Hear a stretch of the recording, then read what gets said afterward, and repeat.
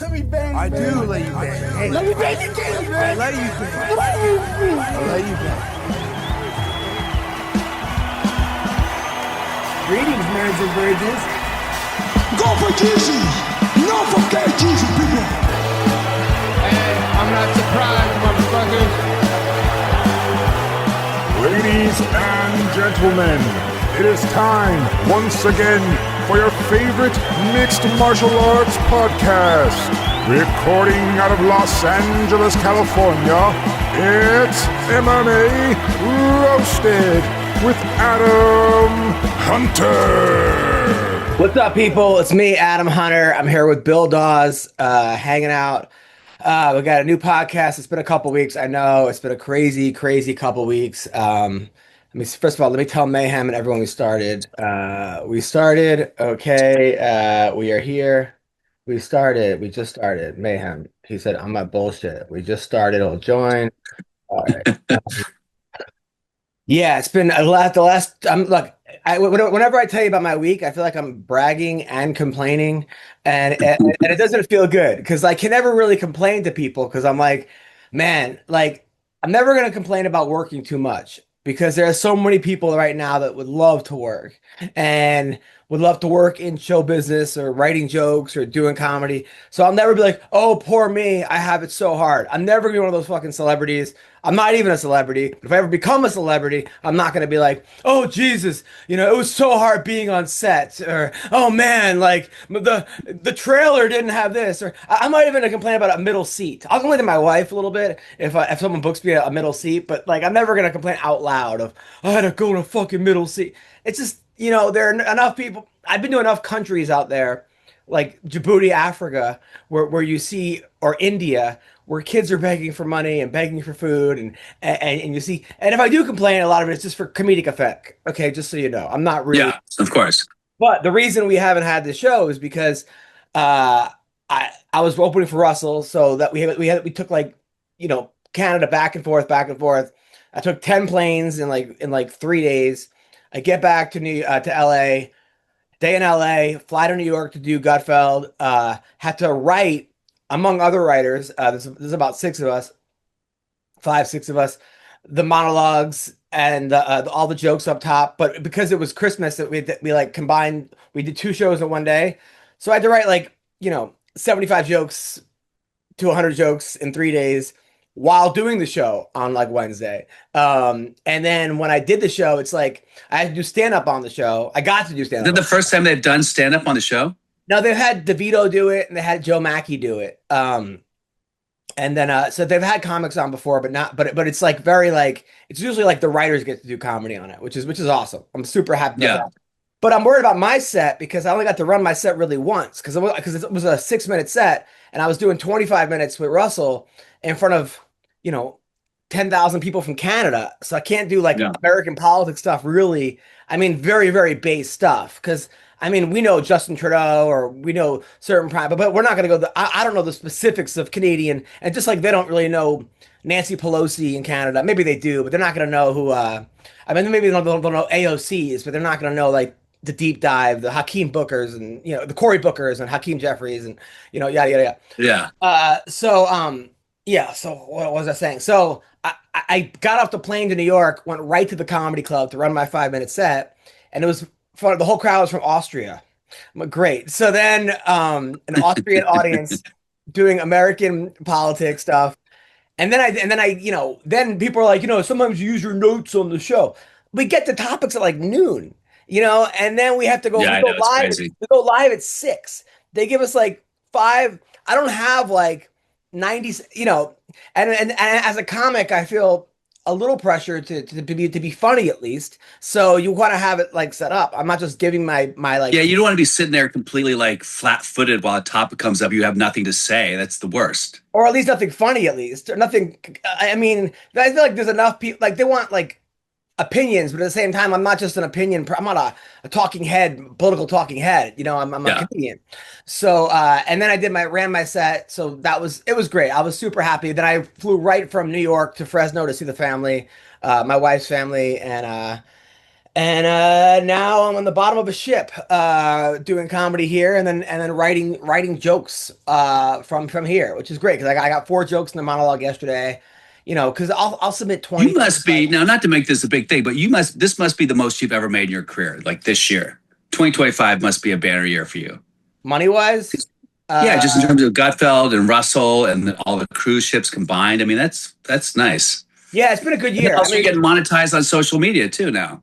Yeah, it's been good. It's been a good year, and look, but I've also, yes, it's been good. I've been doing this 26 years. I started when I was 21. I'm 47. So yeah, but I've had a lot of terrible years. That's the thing about comedy is it used to be you don't make money till you're like 10 years in. You don't make $1 till you're 10 years in. Now with social media, people can make a lot of money really quick, especially if they have like a gimmick or a certain, angle. And It's almost like you get the following and then you do stand-up comedy. yeah, and people are always like, yeah, but the audience is going to get upset and they're not going to come back, and I don't even know if that's even true. I feel like you just I don't think it is. keep fooling people. So Mayhem is at Home Depot. How's it going, guys? How are you? This is very, very normal to have a comedy show, and then I don't know who Zoom user is. I think it's either, is it John or is it McCorkle or because we do, there's Mayhem. Yeah. yeah, we do have a special guest today. So Bill, I keep thinking about your show when you were on, what was it, Euphoria recently? Yeah. And you took a Viagra to get a boner because you were gonna do. Well, I didn't want to get a boner. I wanted to like ride the razor's edge between like boner and like just chub, just so how many dicks have been in Euphoria? I gotta stand out. So your character was a guy at a strip club, and you get set up, and next thing you know, you're being robbed, and you have you're basically your dick in your hand, and you knew you were going to be on set, and you knew you were going to be naked in front of people, so you popped the boner because you don't want to be, I popped a pill. Popped a pill. You popped I wanted to get, like I said, I wanted to get that. I want to get frothy, like so I have that Snickers bar vein, the Snickers bar with the vein and the trees. Yeah, I want the Snickers bar vein. And then they cut your scene. But did they still see you? They still see you naked at all, or no? They just didn't shoot it. No, I don't get to be naked at all. And that was the whole point of doing it, because it's not a big part. I was just like, oh, if you're gonna be Euphoria, you want to be the guy with your dick out. That is one of the. I don't know who's Zoom user. Is there anybody who is that you, Mayhem? Are you on twice? Mayhem sounds off. Yeah, this is actually the best I've actually enjoyed Mayhem here. Is that I can't hear a word he's saying, and now actually this is amazing. Jason? I finally agree with you, Mayhem. I'm at home with one of my personalities, and the nice one is on Zoom. On me. Oh, okay, got it. So Mayhem is actually muted, and I can still hear him. That's how fucking loud Mayhem is, by the way. So, so that was my last couple days. It's been great. And then so I do I do a show, and I meet these like 3 women afterwards, right? And once again, I'm married. I'm not looking for pussy, but I'm bored as fuck. So I'm walking around the ship, and these 3 women, 3 black women, they were very nice. They're like, we're talking and blah blah blah. I'm checking real quick if you need. Hold on. Let me get me. The most unorganized fucking show. It's like I'm on the bottom of a fucking ocean, and my Wi-Fi is better than these people who are on land. He's at Home Depot. I think he just robbed the place. He now has 2 Zooms on. I can't see either of them. So there's 2 Zooms. I can't see either, and I can't hear him. I just wanted to see if you need the mileage. And then and now Bill is selling a house right now. Guys, listen, if you're tuning into this podcast, it's clearly you're laughing at the podcast, not necessarily with us, or maybe both. But who are you talking to, Bill? Oh, I'm on set. That was just an AD. Oh, so you're filming a movie, right? Yeah. Nice. What's the movie? It's an independent film that you could see on Tubi in 3 years, probably. Those sometimes get more views than anybody. Oh, and maybe this you should be excited about this, Bill. You're a working actor. You work all the time, and that is amazing. But anyway, so these three girls come up to you, right? And they're like, we're talking, we're having shooting the shit, and then one girl's like, I want to take you and put you on your head upside down, spread your ass cheeks, and eat your ass. You ever have your ass eaten by a black woman? And I was like, no. No. No, wait. Were these women attractive, or were they just like messes? They were. Look, I'm sure some. If you were single, would you be on your head getting your ass eaten? Is my point. No. I would not. I mean, there's definitely power in like numbers and stuff, and there's definitely worse places to be, and sometimes you gotta just do things for like the story and stuff. But yeah, no, they were attractive and like they were attractive. It wasn't Tyra Banks, Naomi Campbell, and who else? Who else could we say? You can't name three black. You can't name three hot black girls. You racist. What was that? Don, is Don here? They're big women. Yeah. They were big women, weren't they? They were very big women. Like, yeah. Bigger the better. Like Don would have fought, like Don might have fought a couple in like the 90s. This is what I'm trying to say. It's like it was their nicknames were Aki Bono, Aki Bono 2, and Aki Bono 3. But at the same time, look, I mean, but if I was single, all they want to do is eat you. Bill, have you ever gotten your ass eaten before? Of course. Not until I was in my 40s. But once I got in my 40s, and I discovered the culinary joy of the delicacy of ass eating. I do partake, and sometimes the guys like it, So no, it's you've never had your ass eaten, Adam? I have. There was one girl that was always into it. She was just like, that was her thing. Like, it wasn't even like, we would skip the foreplay.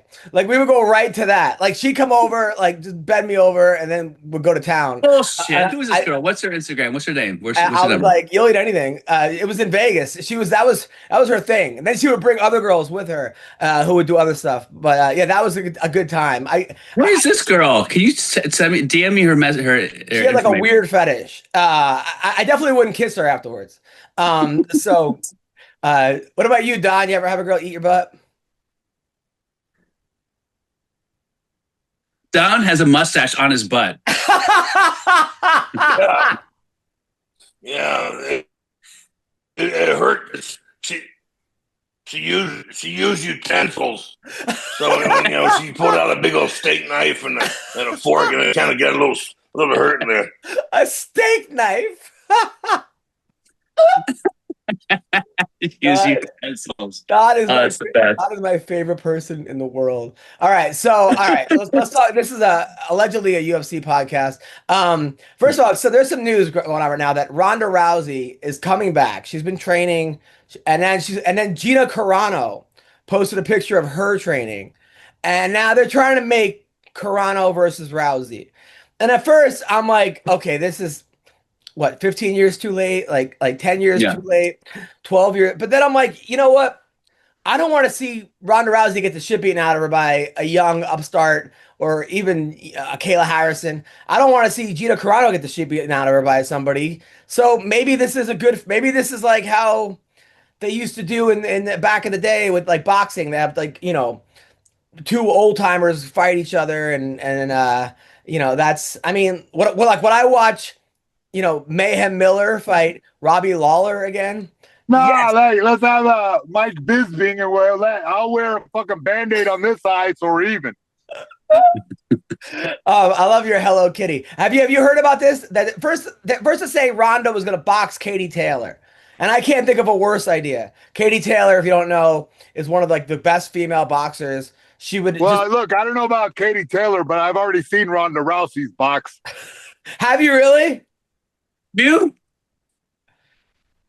Mayhem, have you? Bro, you saw her. You saw her with that minion coach, left, right. You know, she was kind of funny. I think that she could be a lot better if she had the proper training camp. I mean, do you think that? But Ronda Rousey, Gina Carano in MMA, is that the fight to make? Mayhem. Hell yeah! Hell yeah! Hell yeah! What the hell? Hey, what the hell? Hey, loser gets to be the news girl on Adam Carolla's show. Probably the winner. Don, what do you think about that fight? Yeah, I mean, it's 20 years too late. But the thing is, they both still have strong names and big fan base. And, you know, when I fought Shamrock, that was like 10 years too late, you know, or 7 or 10 years too late. But it was going to be the fight of the year if it wasn't for my fight with Takayama-san. So, it depends on the fighters, whether they bring it or not. And I think those two could bring it. Yeah, I think are they auditioning to be on the UFC on the White House card? Is that the whole thing? Is all these old timers are trying to get on the White House? You know, I didn't even think about that, but that actually makes a lot of sense. You know, Carano would be there. I mean, she was at one point like, you know, she was like kind of a Republican poster child. I mean, they loved her. I mean, they still love her. You know what? I'm thinking about undercutting this entire event by having a fight in June. I don't know, at the Black House, right? And like, you know, have a kind of a Juneteenth celebration. I think it would be badass, bro. That would be badass. Fighters in America. I'll have the best American black fighters. I think that's the way to go. Well, by the way, Mayhem, the part that we would we really wanted you for earlier was when this one black girl told me. I don't give a shit because you said noon, 12. I have all night. Noon. What time is it, Adam? Hey, 11:21. 11:21. I've been waiting to say this because I think you are a professional. I think I know you are a professional. If you do not know the time zones, blows my mind.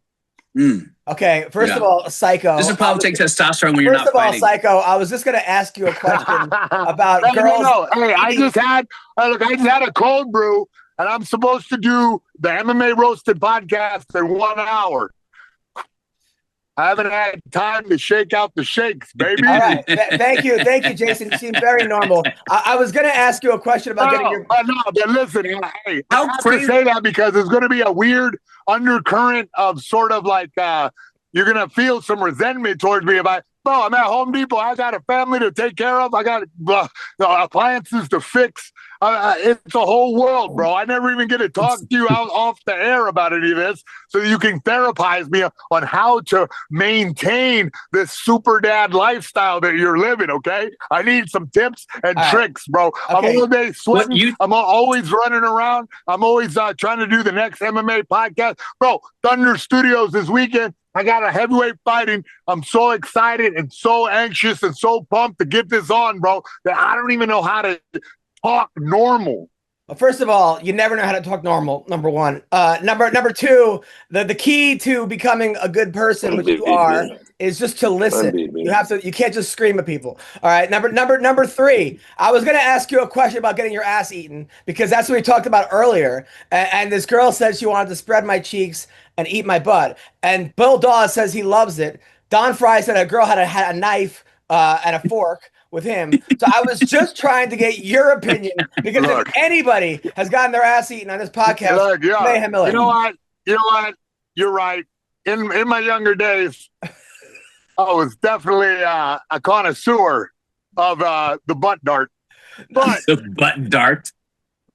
But now here in my older age, you know, I believe that a man's holiest of holies is a bit more sacred than, you know, the things that I've seen, the life that I've lived. I realize, okay, poophole loophole is a thing. We all know that, all right? However, if this woman begins aggressively searching, you know, giving a federal investigation, if she penetrates deeper than 2 inches of tongue, you are now homosexual. Wait, if she has a tongue that go deeper than 2 inches, give me her The phone law number. is the law. The law is the law, Bill Dawes. It's too late to turn back now, okay? Just accept it, come out, and I will meet you in West Hollywood at the 3-inch Abbey tongue. for the Pink Pony Club, okay? The We're look of going joy. together. Pink Pony Club. The look of joy when I asked Mayhem that question and he realized the answer he was going to give will make me happy for the next couple weeks. McCorkle, before we get into MMA, we talked about there was a girl who asked me to eat my butt after a show. I politely declined. Have you ever had your butt eaten?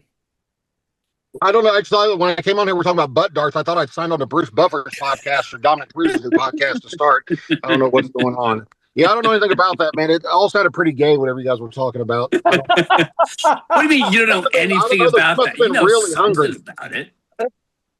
He was pretty hungry. Like, how hungry does she have to be to want to eat your ass? Like, that's ridiculous. So that's good. That's true. You all right? Some UFC news. Last week, Elon Taporia stepped down. Says he has some family issues he's got to deal with. What's that? I guess he might be getting. Word on the street is he's getting divorced, and it's going to be family issues. Is hey, she's gonna take half that paycheck. Oh wait, he lives in Spain, doesn't he? Gonna take 3/4 of your paycheck. Socialism. So now they announced that they're going to have for the interim title, which a lot of people are very upset about. This is going to be Patty the Batty versus Justin Gaethje. And what?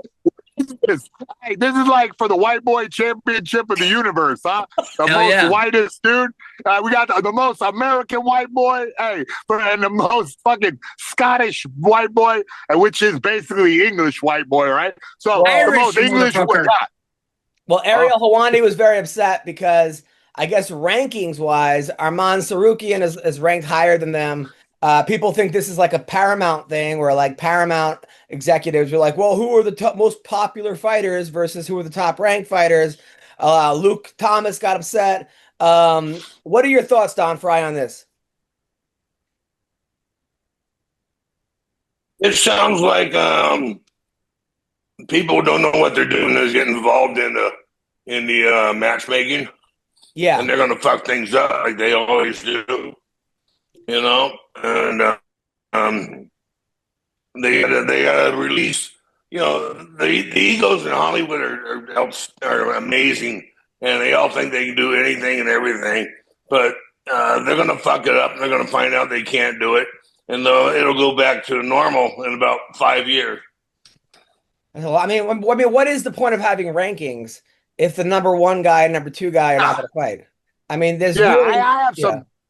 Yeah, I have some thoughts on it because it kind of shatters the illusion of rankings. And rankings are subjective anyway. And honestly, you know, if we had like algorithms following the guys day to day, you know, they would change minute to minute. You know, that's how human body works, you know. The guys shape up into a peak performance and they're the top of their game. And then, you know, the day after the fight, you start eating bad food and and it kind of, you know what I mean? You become less powerful. You become less peak performance. And then, you know, you let your body rest and recover and then go back to it again. You know, but saying that this whole thing with Arman just gets passed over for a shot. I think it's kind of like a timing thing. You're right. The Paramount deal has to be a factor, but I don't know if it's the suits, Dawn. I don't know if it's like the suits in Hollywood going, we need this, more so than Dana and company realizing, oh man, we have kind of a situation with Ilya just bailing on us. So we have to make an exciting, popular guy fight to get everybody's eyeballs on here and people interested in the division. So then, therefore, like Arman can come take what's rightfully his later. I mean, it's a nice storyline and is the most likely outcome in the next year's. The only thing that I would say on their defense is that Arman did bail out like a day before of a fight or a couple days before. Of course. Hey, yeah, exactly. He owes them one kind of. It's like whatever. Like go sit down and hang out with Nina Drama a little more. You know what I mean? Get a back rub, and then we'll see you next year, pal. McCorkle, your thoughts? Yeah, I heard that. What's his name? Oh no. Bruce Buffer.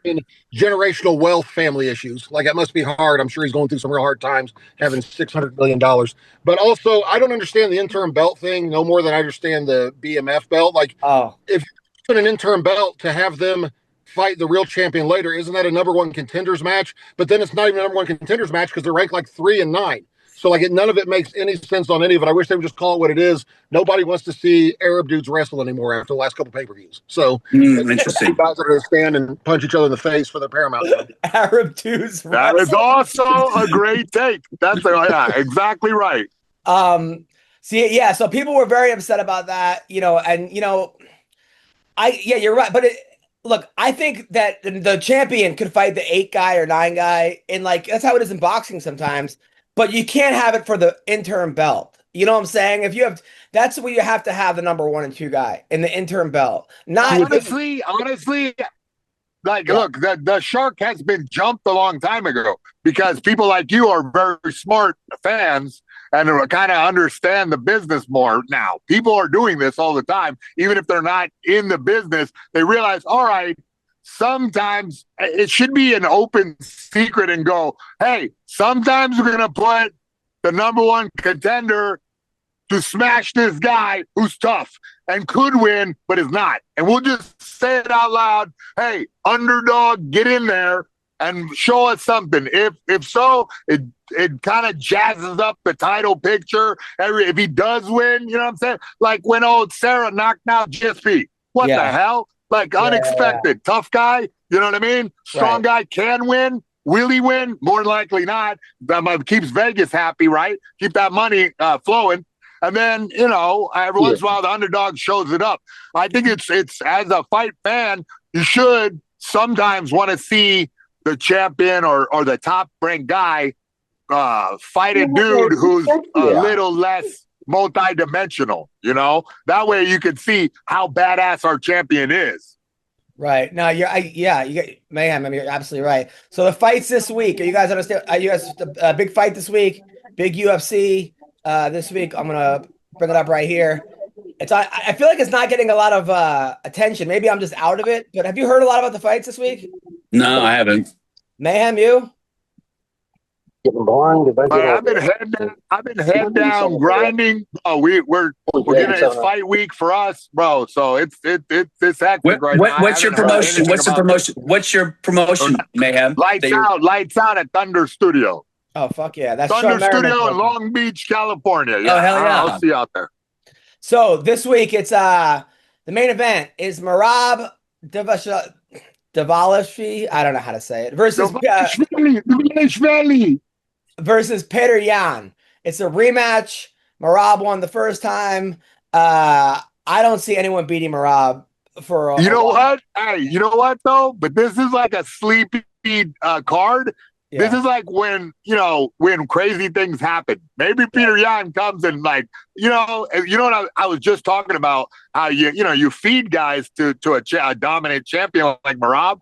This is like one of those sleeper moments where, this guy is like, there's something that happens to some fighters where they get fired up for the fight that no one cares about and like thinks that you're going to lose. So maybe Yan will catch him with something. I'm sure that his team has good tape study. What's crazy is that he's younger. I didn't realize. I thought Petr Yan was older. Yeah. He's 2 years younger. No. But the reason you think that he's older is because that dude has some miles on him. Like he's put a lot of fights out there for us. He's a tough son of a bitch. Game time. NFL playoffs. One of the greatest things you can do is go to an NFL playoff game, okay? You get to go with other fans, you have fun, you take your family. Listen, Game Time has a new feature called Game Time Picks that makes getting tickets for events even easier. Game Time filters out the fluff to show you only the incredible deals on great seats. You don't have to waste time searching through thousands of tickets to find the best value, okay? Make it you can save time, and saving time is money. Time is valuable, all right? You pick an upcoming game, you browse through the ticket deals on Game Time Picks, and it's so easy. I do it all the time. I go to concerts on with Game Time. I go to NFL games. I go to WNBA games. Okay, you can go to MMA events. All right, they have curated deals that make it easier to find the best price to get great seats. They have the super deal, which is the best value for that event. You get the seat views, so you don't like stuck behind a goalpost or you're sitting in the parking lot, whatever it is. They have the lowest price guarantee, and they have event cancellation protection, job loss protection, etc. All right, go to Game Time Picks. All right, they make it easier for sports, concerts, comedy, theater. They have all-in pricing. You get the seat views, you get ticket coverage, and you get the lowest price guarantee, or Game Time will credit you 110% of the difference. What are you waiting for, people? Download the Game Time app, create an account, and use the code CLNS for $20 off your first purchase. That's right. Create an account, redeem your code CLNS for $20 off. All right. Download Game Time today. Last minute tickets, lowest price guaranteed. I'm telling you, it's awesome. You're going to thank me later. Check it out right now. Bill? I mean, Peter Yan, not so long ago, he was like almost invincible. It was no one thought they could beat him. And I don't know what's happened to him recently. Like, what was his last fight? Did he get KO'd? No, this is for the title. So he obviously won his last fight. He beat Marcus McGee, unanimous decision. He beat Figueredo before that, 50-45. He beat Song Yadong. He's on a 3-fight winning streak. His only loss was to Merab, and that was the last loss. He lost to O'Malley and Aljamain, but his last loss was in 2023. Was Merab, was he just wrestled and he was out wrestled, or what was that fight? Yeah, I mean he lost 50-45, 50-45. It wasn't even close. No, wait, no. That was the Merab fight in which he did all capoeira. McCorkle, but I mean, was it one of those fights where he was taken down and it was like lay and pray for 5 rounds? I honestly don't know, but based on the 50-45 across the board, I would assume. That's what I was like. He never. That's unfair. That's unfair. He never even lay and pray. He basically prison toilets you. Against the fence the whole time. Like, you're just like, you don't even get the dignity and respect that it takes to slam the guy down and leave him there and beat it. No. He knees you in the asshole for 45 minutes. Jason, what does prison toilet do? Hey, use your imagination, bro. You good for you. You shit out drugs. Hey, I did a bit like that at one of your dime shows. Yes. Because some dirtbag, I said, yo, what should I talk about up there? And he said, do a R word joke. And I said, oh, man. And I pointed him, I crowd worked him. This guy said he wanted me to do a R joke. So I took him to the bathroom and I R joked him. They got a big hit of laughter inside the dime. Sounds like all the violence words. Sounds like I'm trying to keep you monetized on YouTube. Do you like how I did that? I censored myself. No, thank you. That sounds. I think that was. I think that was a Carlin bit in the '80s. McCorkle. Hey, can we let someone else talk, please? Can I let Sean? I'm trying to let Sean talk. I'm trying to let Don talk. Sean, I love you, Jason. Hey, Sean, what is Bruce Buffer up to? Sean, what do you think of this fight? I think this is the sleeper card, as in me and half the audience will be asleep by the time the main event rolls around. And then also the UFC has not learned that if they didn't learn enough that no one wants to watch Arab guys wrestle, no one wants to watch small Arab guys wrestle even more so than that. So, I have a hard time. My girlfriend, fiance / wife is a tiny girl. She weighs more than most of these guys we're watching fight nowadays. So I don't know, if you're a grown man and you weigh 125 pounds, I don't know what to tell you. She's so beautiful and sweet, and I'm like, what does Sean have on her? How many more years does she have before her family gets to be free? Well, I'll start. He has 250 pounds on her. So Don, who wins this fight? I don't know what you're talking about, man. I'm missing half the conversation. Sorry. That's okay. The taxpayer. The taxpayer. That's who. The main event, Peter Yan versus Merab. Who wins? He just left. Okay. Don's still he's here. still I go He's with still- Rob. I go with him. Yeah, same here. Yeah, I go with Rob. I mean, he's solid. He's nobody's gonna beat him for a bit. Also, for the flyweight title, Alexandra Pantoja, who's just a monster, is fighting Joshua Van, who's 15-2. This dude like has some serious power in his hands. People are saying he might not be. He's from Myanmar. Where's Myanmar? Yeah, Miramar. Yeah, that's like out there in the islands, dude. Jakarta, he's like kind of like cousin of the Thai people, sort of, but like island faring nation where it's like dudes have been out there on the islands forever. So yeah, he's a beast at that weight class. That guy will sting you. Like Manny Pacquiao, like fast hands. Yeah. He hasn't lost since. Well, he lost to Charles Johnson, but he's on a 1, 2, 3, a 5-fight winning streak. I don't think he's ready for Pantoja. And then Brandon Moreno, who like spent all his winnings last time on Legos.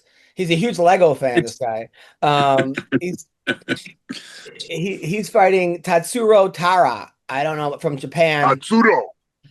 Who just beat. He won by face crank. Yeah, you don't really see a lot of people winning by face cranks, but not at all.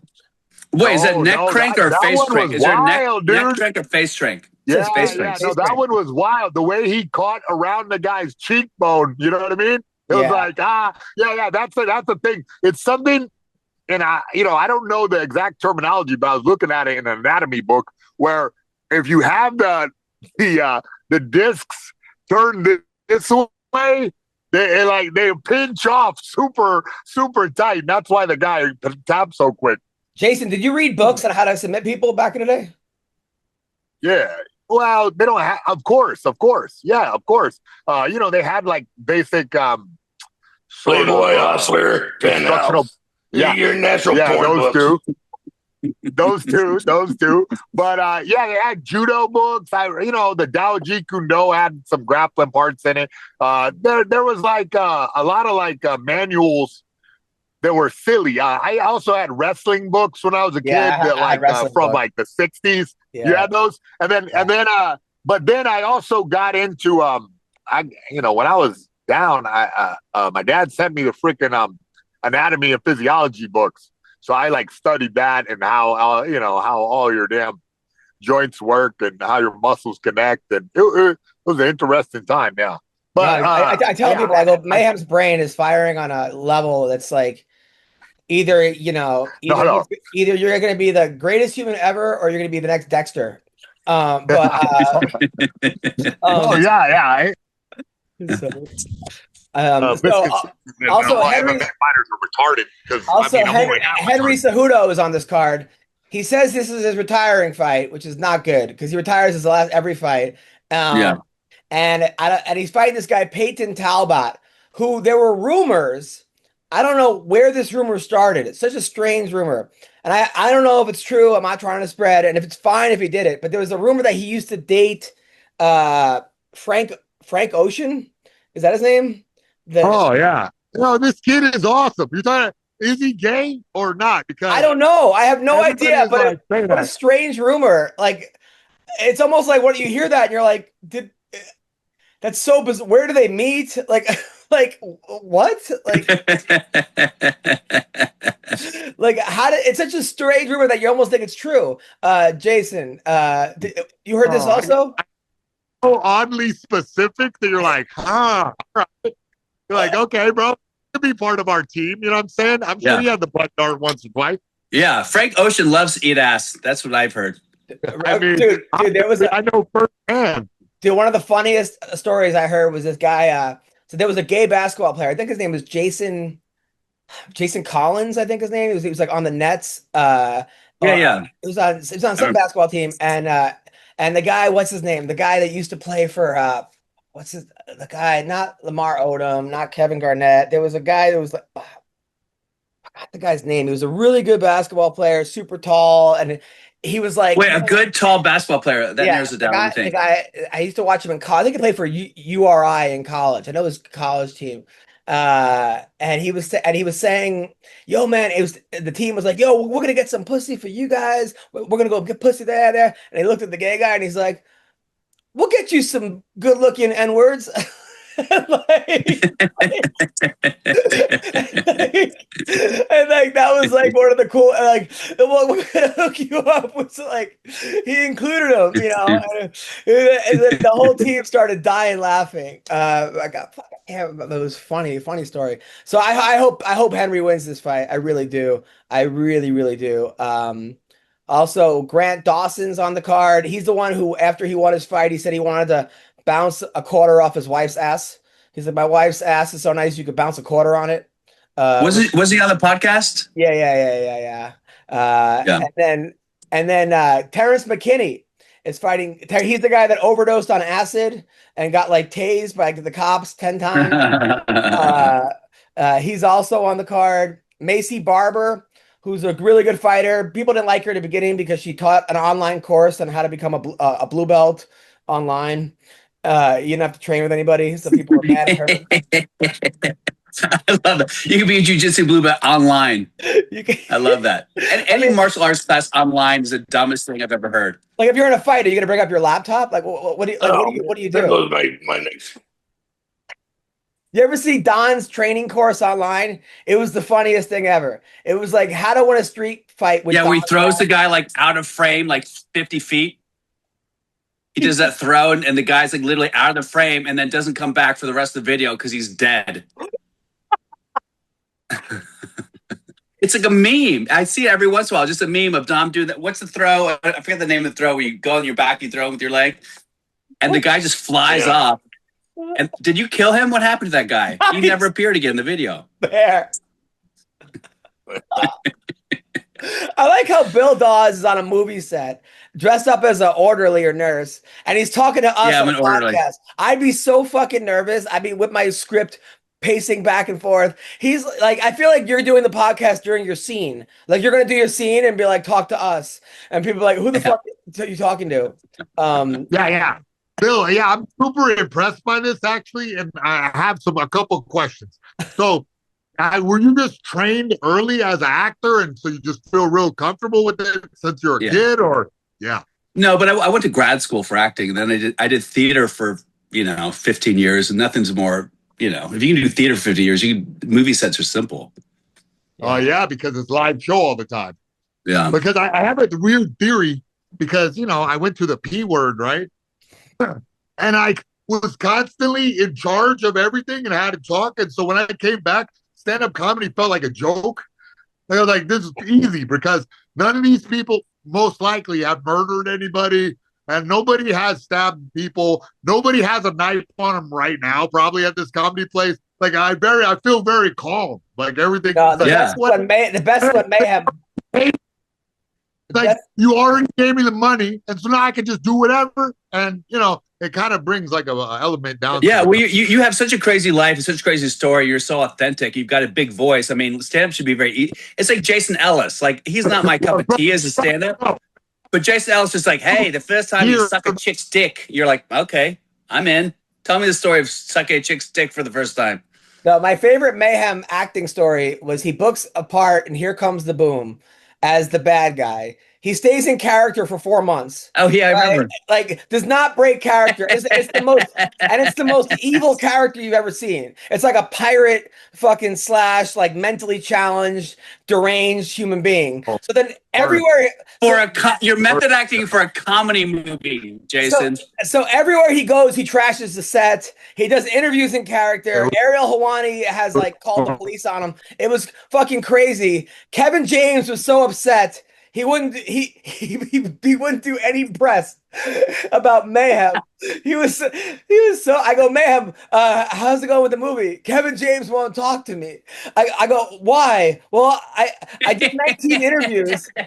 I trashed every set. I go, well, look, I mean, you're not fucking like you didn't have to be in character for 6 months and trash every set. He was also on drugs. You were clearly on drugs, Jason. Am I right? Was on the drugs, dude. Your character was on the drugs, and you're a method actor. Okay, so by extension, you had to take the drugs. Dude, he has like 2 lines in the movie, like 2 lines, and then And he's mad. He just trashes everything. And then people are chasing him down. Ariel Helwani is chasing him down the block, crying, going, Mayhem, what is wrong? And he's like, get out of me, Timbers. I'll fucking kill you. Like, he fucking won't stop being this awful character for 2 months. Do you think you would win an Oscar? What happened? I've been passed over for the 18th year.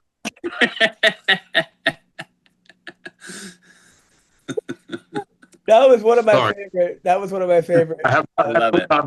Hey guys, I'm going to be on a Vice documentary. Probably that part of my life will come up. So, dude, that was I mean, and then people were like, "How was Mayhem in the movie?" Like, well, he had one line. He had a fucking one line. It was 2 lines. Okay. It was like, I'm not even grabbing the fence. And it was like, whoa, yeah. See? It was him. He was the guy. Like, literally, they just cast Mayhem Miller as the character.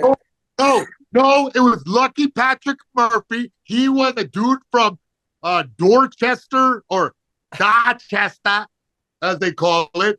Yeah, he had a entire backstory. He worked at a strip club. His ex-girlfriend stabbed him. You know, it was like a whole thing, bro. It was like, but Bill, none of this was in the movie. None of this was in the movie. He made all this up.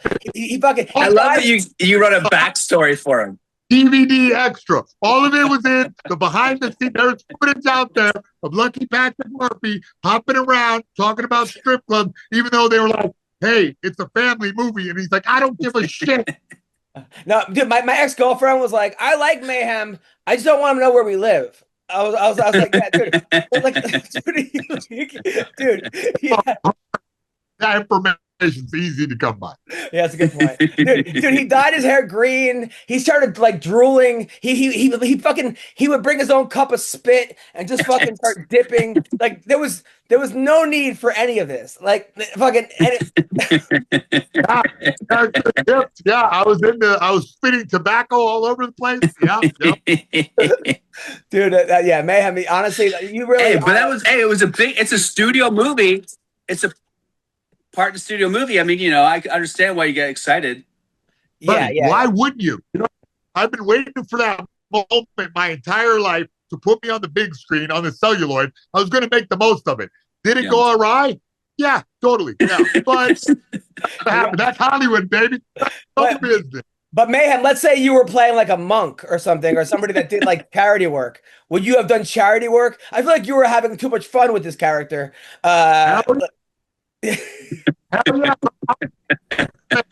Years in Tibet. Buffett, hold on. All right. Club. What's the name? All right. So more MMA news. Anderson Silva is boxing Tyron Woodley on the undercard of the Jake Paul Anthony Joshua fight. I hope Woodley gets a win. He needs a win. He needs a win badly. Woodley, but Spider gets a win. He needs a win badly. Though Spider, you know what I mean? I want to dust off my yellow shorts, you know what I'm saying, and wear them. Now you train with Anderson Silva, and you told me you did really well against him, right? This is when he was the best in the world. Listen, I was like one of the best in the world too at the time, so it was a good. He got me with once, you know what I mean? I got him down. That was my measure of success is how many times I could get him down. And I got him down a couple times, so I was like, oh, okay, good. I'm one of the best too. That's awesome.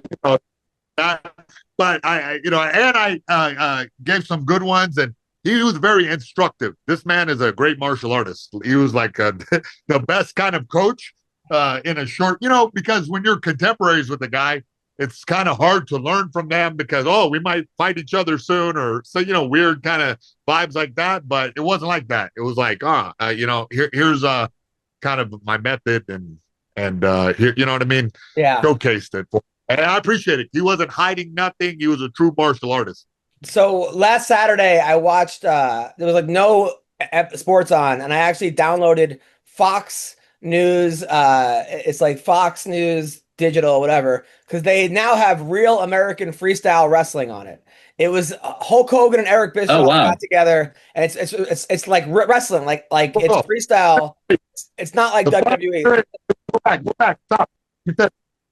It's wrestling for real on a news app. bro. I gotta Yeah. get that. Yeah, it's on. That's cool, man. And it was pretty cool. It's actually Juliana Pena and Chael Sonnen, this guy Cyrus did a good job, and then Kurt Angle are the commentators. And Good. they had like some pretty sick matchups. First of all, they had Darian Caldwell, who's an NCAA champion back in the day. He was a Bellator champion. He's in his 40. He fought this kid, Bo Bassett, who's 20 years old, and Bo just fucking pinned him quick. I felt old because I remember watching Caldwell beat Brett Metcalf, who was like a stud in college wrestling. I mean, stud times 100. And then it was Pat Downey. We have Pat Downey on the. He wrestled Joaquin Buckley, and then Buckley actually I thought he got a takedown, and then Downey got behind him and just lateraled him like 100 times basically. Spencer Lee, who was an incredible wrestler, got pinned, and then in the main event it was Michael Chandler versus Chad Mendez, to which Chandler won 4-2. And they did a good, I gotta say, they did a good job. They do a good job. And I don't know if it'll catch on, but it sold 5,000 tickets in Chicago in a storm. And I'm kind of into it. Don, did you watch it at all or no? No, don't even know what you're talking about. Basically freestyle wrestling now. They have like I saw this highlight of go on. Oh no, sorry, man. There's a delay here, but no, I saw the highlight of Chandler. Yeah, I don't know, hitting him with a gator roll or Yeah. some kind of cow catcher. I don't know. Yeah. It was like a bait. It's funny because that was like a viral clip, but like that's like a normal wrestling thing. It's like, Yeah, hey it wasn't guys, that like great. what the fuck? That one wasn't great. Oh, America. Yeah. Why do you think wrestling hasn't really caught on as a Like, spectator sport? Like, Why? Because I think that it hasn't caught on. there's no because- marketing. There's no pizzazz. Yeah. Because I think it's more exciting than jiu-jitsu, but not by much, kind of Yep. thing. And I just think that people want to see people get knocked out. People want to see punching. People want to see kicking. That's more like, ooh, So I think if you've done it, same with jiu-jitsu. If you do it and you practice, it's exciting to you. Yeah, but Mayhem's correct. There is no marketing. Yeah. There's no, Mayhem's correct. There is no marketing, and so nobody knows anything about the sport. Yeah. right. That's part of it. And also But it's a popular Olympic sport, though, right? yeah, but that's also a problem is that the wrestling people do is called folk style. And then freestyles in the Olympics. And so it's so stupid. They should either all change to freestyle or all change to folk style because basically it's not a different Right. sport, but it's a different rules, different point system. Like, Right. and just because you're good at one doesn't mean you're going to be good at the other. I mean, it's Oh, okay. I'm going to stop you there. I appreciate this kind of conversation because so few people can have this conversation because it's such a weird niche sport. yeah, Look, folk style wrestling is like that for a reason because the kids, it's not going to be a great match and then there'll be blowouts and stuff for freestyle wrestling. You know what I mean? Like like I did folk style growing up. I went to nationals and did freestyle and they were getting points for stuff that I was doing like funk. Like Yeah. folk style, it gives the wild kids a chance. It gives you know what I'm saying? But like that, and on top of that, it'll be so hard to enforce, and there'll be a lot of arguments because like this soccer dad sort of referee gives point back exposure points. right. It's like right. harder.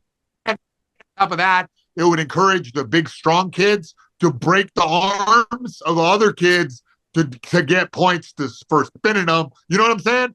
Yeah. Think about it. Think about like the toughest ninth grade versus, you know what I mean? Versus the weakest eighth grader. Oh my God, that's a chasm.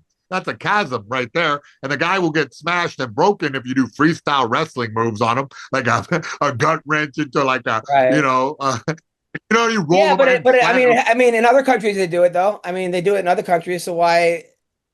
Well, hey, those are countries where they barely have cops, let alone a legal system. You know what I mean? Like it's like here in America, it's like everybody going to sue everybody, and it's a weird thing that we have going on. I don't know, but it is weird that like you could be the best in the world like at folk style, and then there's nowhere to go with it, and then you have to kind of relearn it. And the best guys can do it. The best guys can do it. But then you see guys that do well in freestyle that didn't do that well in folk style, and then Greco is a whole different thing. But to the point of why is it not as exciting? Because it's just the same reason I think MMA, you don't want to see a guy hump a guy for 25 minutes. So now you're essentially seeing a guy hump a guy 20 minutes. Oh, but listen, it's also what I said. I said the marketing that includes educating the public on wrestling. Like, why is that cool that he tripped them like that? Why, it needs to be like it. They did that on UFC, did that like a little break show. Yeah. Daniel Cormier before. I seen it, but it went away. It's like you have to like do it in a fun way where you explain to the he trips up like this. Yeah. And then it has to be packaged so that everybody so far all we're getting is Dagestani's humping the shit out of this guy. Like that's all we see. We don't see that first moment. It's really tense where can he get him down? And then you have to educate the people. But there's some stupid shit. Like even like that coming from a wrestler, like when I watched Pat Downey versus Joaquin Buckley, Buckley basically Pat Downey initiated a throw, and then Buckley got behind him and got the 2 points. They called it a slip because they said that Pat Downey initiated it. And in regular wrestling, there's no slip. A guy gets behind you, you can trip on your head. They don't stand you back up and say it doesn't count. That's the kind of shit that kind of drives me crazy, because you're like, if a guy gets behind. Listen, you gotta fill me in. This match happened at that event because I didn't see the whole event. Yeah, basically. Okay. So Pat Downey's pushing into him. Yeah, because you're acting like a casual now, and I'm really confused about this. Look, when they're doing that, the reason that bullshit happened, like you're mad, like 8th grade wrestling. Okay, no, they're trying to make entertaining throws. So if you do a head and arm throw, which is a fucking crowd pleaser, and then you fall to the back, it's a slip.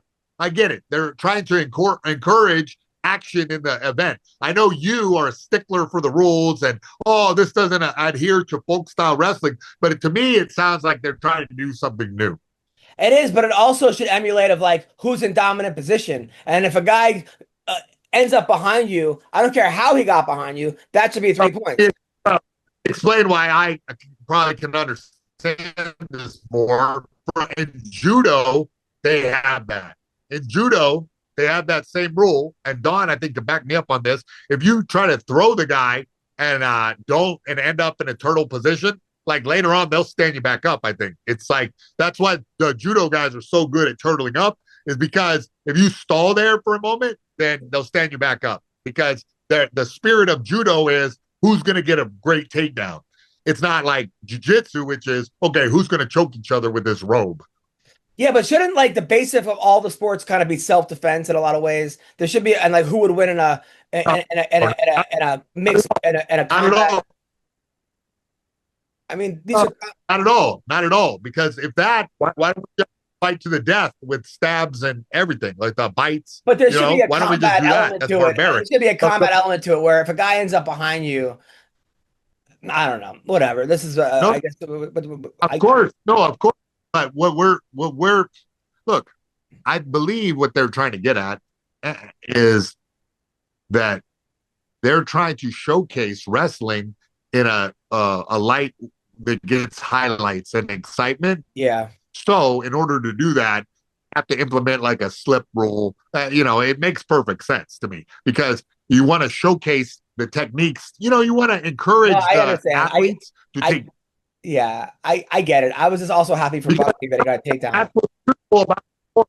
The beautiful about the sport is going for a high risk maneuver technique, and like, whoa, it worked. Crowd pleasers, I call them, because there's some moves that just lend themselves to open the imagination. You're like, wow, how did he do that? Like, damn, he flipped them over. Like when Randleman fucking heave-hoed, what's his name on his head, Fedor, and wrap them up in the technique. That was like one of the most beautiful showcases of martial arts, because it's two like high amplitude techniques and two different, back to back.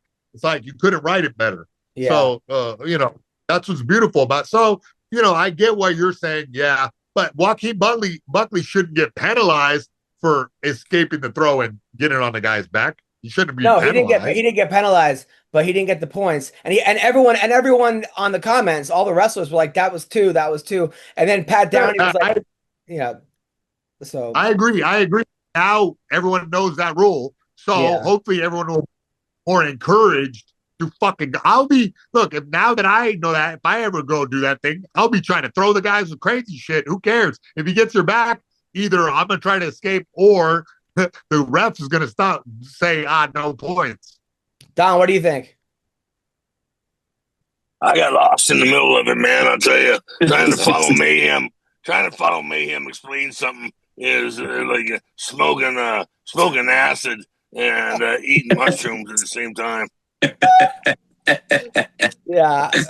All right. So now some news stories that I found from Gutfeld doing the research. A 400-pound female rapper named Dank Damos has settled her lawsuit against Lyft after suing the company because the guy refused to pick her up. He said, "Get an Uber XL." For now, I guess now she's going to be traveling in a Uber Eats Everything or Uber 7XL. There's Mayhem on the cover of Fighter. That's not distracting. So Jason, the rapper, bro, double XL. That's pretty awesome. Now, did you hear about this? The 400-pound female rapper from Detroit. She sued Lyft for not picking her up. He said she wouldn't fit in like the Lyft. Your thoughts? Yeah. She should call forklifts. Hey now. Yeah, I don't know. I think it's bad form to punch down and up. Punch everybody. Everybody's equal in this. Don, your thoughts? Look, if I make any jokes about this, I'm punching above my weight class. Hey now. I love that. Also, Trump supporters are planning a MAGA takeover of Disneyland on the same day as... What is... Hey, don't tell me MAGA Day is 420. I'm gonna be there, No, but it's the same day as the Gay Days celebration. There's a gay group. Hey, I get to cover two things at once, bro. Hell yeah. Maybe I'll see Donald Trump and get a boyfriend. So there's a Gay Days celebration as well as a MAGA takeover on the same day at Disneyland. Don, are you going to be there? Oh, most definitely, yeah. I'll be there. Nothing but my chaps on and my cowboy hat, and I'll be throwing quarters on the ground, so people bend over, pick them up. Is that what you do? You throw quarters on the ground? Yeah, throw quarters. Also, according to a new lawsuit, a group of New Jersey school staffers held dress as your favorite pedophile parties. So the teachers had a party where you dressed up as your favorite pedophile. And now they're being sued for this. Jason, have you heard about this? What? Is this a setup or the joke? Well, the joke is they all dressed up as Michael Jackson, and it was embarrassing. But yes, they got some solid choices here. You know what I mean? On big Jared, Jared from Subway, right? The big old pants, right? With a child inside, this is Halloween, right? Or is this not? No, it's a regular party. Michael Jackson. You can do young Michael Jackson. You can do baby Michael Jackson. You can do old Michael Jackson with a white face. Bro, you have so many options. That's about it, though, right? Have you ever the good thing about doing old Michael Jackson, Kelly. you don't have to do blackface if you do old Michael Jackson. Yeah, and then you go to Epstein's Island for this. You know what I mean? It was in New Jersey. Also in Virginia, a very intoxicated raccoon broke into a liquor store, went on a drunken rampage, passed out face down in the bathroom. Mayhem, are you a furry? Have you heard of that was like 2012 Mayhem, I think. Raccoon substitute in there. I don't. You said this raccoon was whose house was this? It was in Virginia. No, it went into a liquor store. got drunk, and then passed out face first in the bathroom. The raccoon did. I mean, that sounds like a cool raccoon. Someone should adopt it or do something. I know. This sounds like it's euthanize. Take it out and eat his asshole. You know? Oh, God. Unsaved it, bro. Too easy. Martha Stewart has replaced Sydney Sweeney in the new American Eagles campaign. I guess. Jeez. Bro, hey, look. Hey, Martha Stewart would not fit into Sydney Sweeney's sweater. It's a very loose fit. Martha, she looks pretty good. Martha Stewart used to be hot as hell, man. She's still kind of hot. She can hey, bro, listen, I think any 50 of us years ago, that's half a century. Half a fucking century ago. You know what? I would smash her cookies. You know what I'm saying? I would. Hey, I used to date her daughter. Really? So, you know. Wow. Yeah, and all I know about Martha Stewart is she's evil incarnate. That's what her daughter says. Oh wow. Pete Hegseth is causing controversy for posting a meme of a children's book that said Franklin targets narco terrorists. As you guys saw this, he posted a children's book, and he said for Christmas gifts. That's what he. I know it's. Wait, isn't it a remake of that Where the Wild War Crimes Are? That's hilarious. I mean, there's I guess a movie coming out called Honey, I Destroyed the Speedboat. Japan has released a human washing machine that can clean a person from head to toe in 15 minutes. It's like it's $100,000. You just go in there and they just wash you head to toe. Oh, when you said human washing machine, I was like, what, Mexican? That's terrible. But oh God. Zora Mamdani has hired a car-hating activist who wants to build playgrounds in the middle of New York City streets. That's his new idea. What a fucking idiot. What do you think about him, Don? Jeez. You guys are so fucking stupid. I mean, playgrounds and streets, what could go wrong? I know. It's the whole point of making them separate so kids don't get murdered. Yeah, the Ronald McDonald one, it's grimaces all around, protected on every corner. I guess that's just like free childcare to have people watch you in traffic. Also, an influencer who's been handing out machetes and vodka to homeless people in Austin and New Orleans is now heading to New York City. Jason, we got to have you stop this guy. Can we set this up? This is like why would you hand out? No, I mean, this is the first phase of our plan. Okay, the next phase, of course, the gladiator fights. In every Skid Row in America. That's what it's down to, folks. Are you not entertained? A politician named Adolf Hitler has won an election in Africa. So, I mean, out of all the names. Hey, he was mostly on name recognition. Let's be alone. If you don't know names on ballot, you know what I'm saying? You just pick the one you know. The winner of the World's Strongest Woman competition in Texas was stripped of her title after they found can I just say something about the Adolf Hitler thing? The guy said in response, he said, I don't think my father really knew what he did. He named him that. I'm like, but did he like Adolf's early work? Is that he liked him as a painter and that's why he named him Adolf Hitler? He didn't know what he did? That's crazy. All right. Smart. Dad wasn't a very smart man. Well, his mom was named Pol Pot. But the winner, the winner of the World's Strongest Woman competition in Texas was stripped of her title. From a floppy donkey dick. They found out she was a man. They actually they realized that when she hung her medal on her boner. But I don't know. But she was in porn. People saw her in porn, and that's how they found. There's a lot of overlap in the strength sports and the pornography industry, okay? I seen a woman carry a bowling ball up a flight of stairs with only her snatch.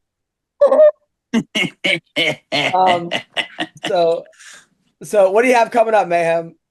Whatever, dog. The 6, I don't know. The fight and then nothing, nothing. And then I'm just fucking going to a depressed hole, a fucking secretless cave of. No, I'm trying to do everything, dog. Book me on something, okay? Book me on something. I got this fight. I've been focused, locked in, no online. Bro, I haven't even looked at Instagram in a damn forever. Just locked in and focused, So. All right. Bill? Gonna pay off. I'll be in San Diego this weekend at the Comedy Store, and then I'll be headlining Reno, Laugh Factory, 26th through 31st. Nice. Don, what do you got? I don't have a thing going on. I'm like mayhem. I'm just sitting around wondering whose salad I'm going to toss next, You can't beat that. Fucking goodbye. God bless. I'll be at the LA Comedy Club in Vegas in mid-December. And then January in St. Louis at the Funny Bone. You guys are the best. Love you guys. Take care. Bye-bye. All right.